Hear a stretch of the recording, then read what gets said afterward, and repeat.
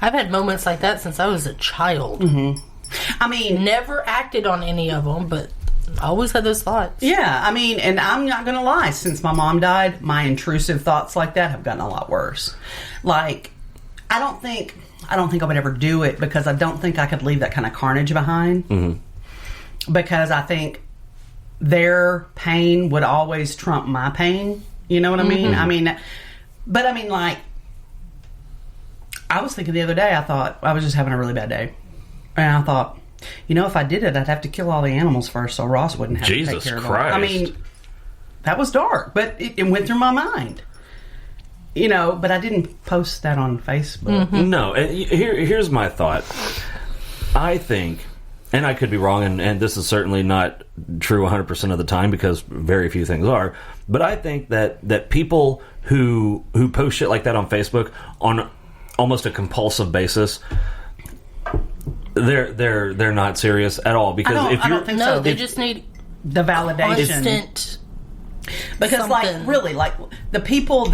the people because if you're serious, you're not going to tell everybody. If you've made up your mind, you're not going to put it out there for someone to call in a welfare check. How many times have you heard people say, "I had no idea"? Yeah, to me, those are the people that you think, they're like they acted normal that day. I had no idea what they had in mind. That's to me. We were listening to music last night. And after y'all left, when y'all left, Linkin Park was what was playing. Right. Straightening, and I was like, kind of listening to it, and I was like, "Are those last 4 or 5 songs all from the last album?" And Brandy was like, "Yep."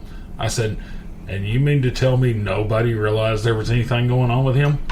But I think he had always had. It's like, do you even listen to the lyrics? I mean, he said he did. He dealt with them his whole life.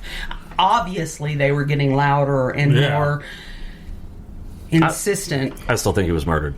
And I think Chris Cornell was too. And he might have been, but I know he also was a person. Oh, yeah. He had talked about that on several interviews. He clearly struggled with the thoughts. And I don't know if they won or if somebody used the fact that he struggled with the thoughts. Because Chris Cornell also struggled with depression. Mm-hmm. And I think that because there's a lot more people that do, and just like Brandy said, just because they don't talk about it. They don't put it out there. Well, but with them specifically, and we've talked about this before, the stuff that they're working towards, was a nonprofit kind of thing. They were going against some very nasty people, and I think that they used very powerful people. Yes, and very, very ruthless people, and I think that they used the fact that Chris Cornell known to have these struggles. Right, Chris Cornell was known to have depression and was vocal about it, and they used that to create this story where he hung himself, and then Chester, who took over Chris's role and was his best friend and already struggled and already had an open dialogue about depression. They used that for the same thing. They were like, "Oh my God, it's such a fucking coincidence that 2 guys doing the same role killed themselves the same way." I'm not saying that. Yeah, I mean, I think that's what I believe. Both ways are plausible, knowing that they struggled. But I think if you wanted to harm somebody who had been vocal about struggling, make it look like they did it. You know? Yeah, absolutely. Those people drive me crazy because I know I probably posted stuff on Facebook before, but like, oh, I feel like just a failure or something. Everybody has those days. Yeah, everybody has weak moments. But when it's like every fucking week, it's just like, shut the fuck up. Go to the doctor, get some help, because we're tired of fucking hearing it. Well, it's like a parallel to the... You're holding me hostage with your... Yeah. Well, it's like a parallel to the people that met their soulmate every fucking week and a half. I mean, come on. Good Lord, y'all. or the people, third one this year, or the people that are like, "Oh, if you leave me, I'll kill myself." Yeah. That's not fair. That's not going to work for me because you're not going to hold me hostage by fucking threatening to kill yourself. Every 2-3 weeks, yeah. Anytime. I hear that once, out the door. It's like, you do what you got to do, but I'm gone. And I struggle with how to react because I hurt for people. Like, when I see somebody truly hurting, it kills me. But also, because I'm so empathetic, I tend to have that bullshit detector that says, this isn't pain. This is attention seeking. It's the boy who cried wolf. You hear it so many times, you're just like, here we go in. Yeah, I mean... Well, see, and mine is a little bit different because I'll help anybody that's trying to help themselves. I really will. But what I won't do is be held hostage to your fucking whims. Mm-hmm. You know, once, okay, twice, maybe. After that, you handle your shit and don't fucking bother me again. And it's a terrible position to put people in. And then to see her, like, angry because people respond in the only way that they can, you know. Well, that's a form of psychological abuse, is what it is. To me, it's like a terrible form of gaslighting. Like, which is a form of psychological abuse. It's like, well, I'm going to say this terrible thing, and then basically... If anybody says anything, they're the assholes. Yeah, but if you don't... You're also an asshole. You didn't give a shit. You didn't care. You didn't care what happened to me. We cannot win. The audience cannot win. And that's why I don't... Somebody actually, what you said, somebody did tag her and do that and said, tell me, what is it that you want us to do? Because welfare checks are called in and then you come and you just rampage about that and about how we put you at risk, which doesn't make sense. If you were going to kill yourself... You're already at risk. Right. Like... Yeah, if you don't want to be here anymore, what do you care if they're going to come in and shoot your place up? It makes whatever you believe. But, you know, and then... but... You know, if we say, because one person was like, you know, well, you've got a daughter to live for. Mm-hmm. Like, literally, I've watched people, because I don't even respond anymore. I just watch. I watch people try everything. Like, I'm talking, you can see them beating their head against, well, what is, you know, okay, X person said this, so what can, you know, everything. Live for your daughter. Don't leave that behind. It doesn't stop the pain. It just transfers everything, you know. All the company lines. Well, all the things that, I mean, there's only so many things you can say. Mm-hmm. So anybody out there, Facebook is not a therapist. No. You need to go get a therapist. You need to go to the doctor, get on medication or whatever they think is best for you because... Yeah, because if you're... Facebook out there is not going to help you. At all. And it's and there's a 99% possibility that whoever you're talking to on Facebook is also not a doctor or a licensed therapist. Or is going to tell you... And probably doesn't have your best interests. No, because, I mean, there are going to be people that do, but there are also going to be people that are just going to be... Poke. But also, I mean, if you put shit like that out there, if you don't want help, what the fuck do you want? You know? Seriously, that type of shit really irritates me. Oh, she just went off about how she's... And that's another thing, like, when people say, what do you want us to do then? If you don't want this and you don't want this... She gets real rude. Like, it's like, damn, people are trying to care about you. And so... that's exactly what I'd say. People are trying to fucking help you, and you don't want any help. And this person asked, what the fuck do you want? Tell us what the fuck you want. Don't be a dick. Just say it. Like, people are genuinely, like... And that's what bothers me, because... Most of the people that gravitate towards Blue October's music deal with depression. So these are people that are already susceptible to... They're vulnerable to this kind of stuff.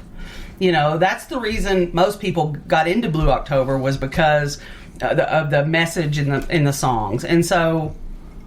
You know, these are people that already struggle with their own mental health. And then to do that and then to just rake them over the coals because they're trying to save your life, that's cruel. You know, and she just fires back with, well, you know, if you had this or if you had that. No, you don't know what I have, bitch. That wasn't the question. No. Because she can't answer the question. Nope. And I would keep repeating it until she fucking either got off of Facebook or fucking answered it. And do you know why she did No. What do you want? Oh, you did... No. What do you want? And I can tell you exactly why she did it. She did it on Christmas Day this time. Of course she did. Well... okay. Another lady who this has never happened with before. Okay. And she... She took a bunch of pills, and her daughter happened to find her, just stumbled in on her. Right. And they called, and she had to be put on life support. she's okay. I mean, she's not. Right. She's off life support now, and there was no brain damage, thank God, But I mean, clearly she's going to need some treatment. But so everybody was, giving her attention. Right. The daughter posted to a friend who's real big in the community and said, "Hey, I just want you to know Mom's not going to be around. She's going into inpatient. I found her. Right now she's on life support. If we can get her through this, then we're going to have her get some help." And so everybody was like, "Well, all right, I'm sending love. I'm sending prayers." All that positive attention, which it's different. I mean, this is an everyday thing, I mean...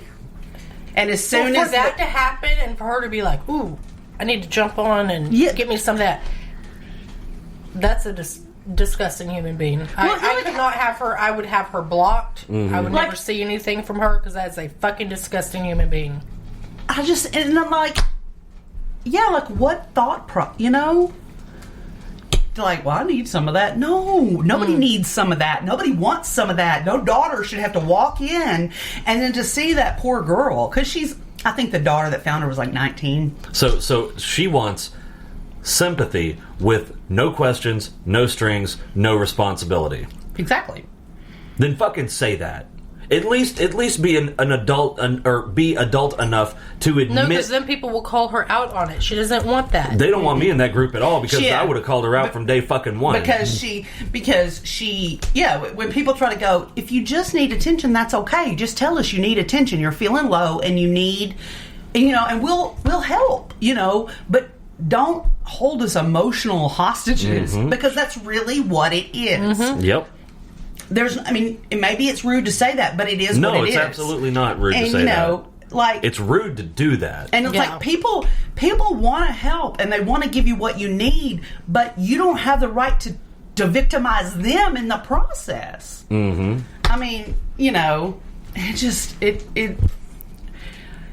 it's unfair. And especially in a community where the average of people who have, depression and anxiety, like cripplingly so, are so much higher. And you're talking to people that struggle. Mm-hmm. And then it makes me angry. It makes me angry when people on Facebook have to have, like, some major fucking crisis, like, several times a week. You're like, your life must be a roller coaster. Oh, my God. Mm-hmm. Everything that ever happens to them is the worst thing that ever happened to anybody ever. Okay, so I want to stop right there because we have just a minute or two and I have to tell a quick story. Okay.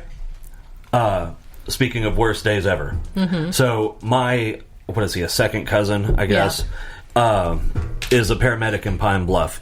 That's a tough job right there. No shit, I wouldn't do it. He and his partner went out on a call while it was a domestic violence call, but they didn't know that. Last week or the week before? Yeah. So while they're working on this woman whose boyfriend had beat the shit out of her, the boyfriend comes out and starts fucking with him. One of the paramedics, either my cousin or his partner, winds up punching the guy in self-defense. The guy goes and gets his gun and shoots each of them 3 times. My cousin got shot in the chest, in the abdomen, and in the pelvis. Dear God. He had he's been in the hospital, obviously. One of the paramedics wound up shooting the guy and killing him, and he died crying for his daddy.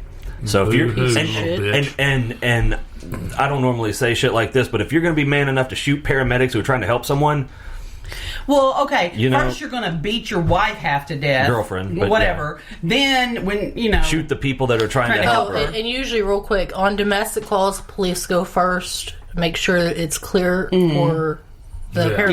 Yeah. She called 911. She never mentioned it was domestic. So they didn't know they were going into a domestic. She just said her knee hurt. She hurt her knee or something. So they had no idea they were going into the situation. They were ambushed. Yeah. Basically. Yeah. So they've been in the hospital. In either in a medical coma or in a coma. I'm not entirely sure which.